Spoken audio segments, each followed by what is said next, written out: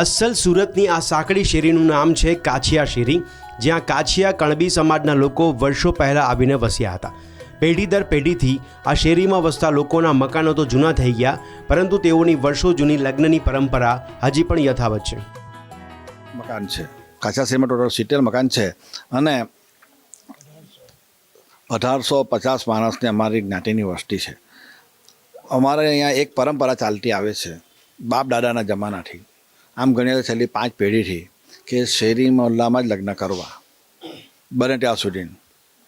અને આ મારા મિસિસ છે શીલાબેન, એટલે મારા સાસરા તરફથી પણ એ લોકોના પણ 5 કપલ એટલે કે 5 ભાઈ બહેનના લગ્ન કાછિયા શેરીમાં થયા છે અને તે લવ મેરેજ થયા છે.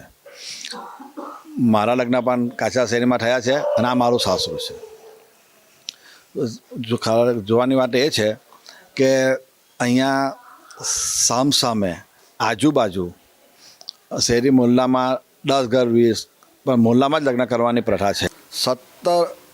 70 કપલ લગ્ન મંડળી જોડાયેલા છે કાછિયા શેરીમાં છે. તે ઉપરાંત 48 કપલ તો લવ મેરેજવાળા છે. હવે એ 48 કપલમાં એમના જે છોકરાઓ પણ છે તેઓ અત્યારે એવું ઈચ્છે છે કે મારા લગ્ન કાછિયા શેરી. અહીં સંબંધોની એક અનોખી હારમાળા છે. એક જ સમાજનો સમૂહ એક જગ્યાએ જ વસવાટ કરતો હોવાથી છોકરા છોકરીઓના ચારિત્ર્ય અંગે કોઈ શંકા કરવાની રહેતી નથી. દરેક પરિવાર ખુલ્લી કિતાબ જેવો હોવાથી લગ્ન ગ્રંથિનું કામ સરળ રહે છે. અહીં મહત્વની વાત એ છે કે આટલા પ્રેમ લગ્ન થયા હોવા છતાં હજુ સુધી તેમાંથી એક પણ દંપતીના છૂટાછેડા થયા નથી.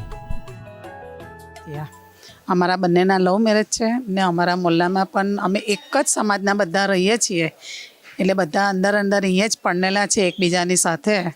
એ લગભગ અમે 70 થી 75 કપલ એવું છે કે અહીંયા જ પરણેલા. ઇવન મારા ફાધર મધર પણ આ જ મોહલ્લાના છે.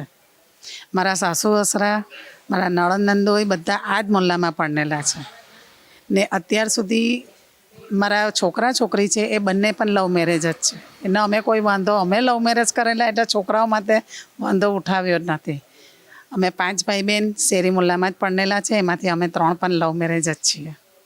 ને અત્યાર સુધીમાં અમારે જે લવ મેરેજ થયા કે એરેન્જ મેરેજ એક જ સમાજના થયા, પણ કોઈના છૂટાછેડા થયા નથી. બાળપણથી ભેગા રમી ગણીને મોટા થયા બાદ તેમાંથી જ કોઈ મિત્ર કે પ્રેમી સાથે લગ્ન કરવાની આ પરંપરા છેલ્લી 6 પેઢીઓથી અહીં જોવા મળે છે. આ શેરીમાં વડીલો હોય કે યુવા પેઢી, દરેક લોકોના લગ્નની અલગ પ્રેમ કહાનીઓ છે. 6 પેઢીથી ચાલતી આવતી આ લગ્નની પરંપરા આગળની પેઢી પણ અનુસરી રહી છે.